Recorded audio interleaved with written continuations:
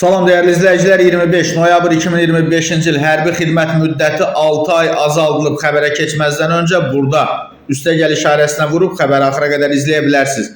Milli Məclis zabitlərin dinc dövrdəki hərbi xidmət müddətinin 6 ay azaldılması haqqında dəyişikliyi ilk oxunuşda qəbul edib. Bununla bağlı hərbi xidmət keçmə haqqında əsasnamənin təsdiq edilməsi barədə və hərbi vəzifə və hərbi xidmət haqqında qanunlara dəyişikliklər parlamentin bugünkü plenar iclasında müzakirəyə çıxarılıb. Dəyişikliyə əsasən ehtiyatdan müddətli həqiqi hərbi xidmətə çağırılan və ya bağlaşma əsasında həqiqi hərbi xidmətə könüllü daxil olan zabitlərin dinc dövrdə həqiqi hərbi xidmət müddəti 6 ay azaldılaraq 1 il.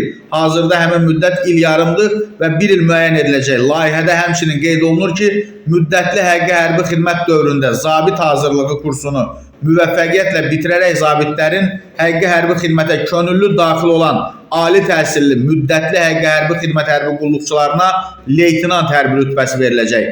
Sənədlər müzakirələrdən sonra səsverməyə qoyularaq birinci oxunuşda qəbul olunur.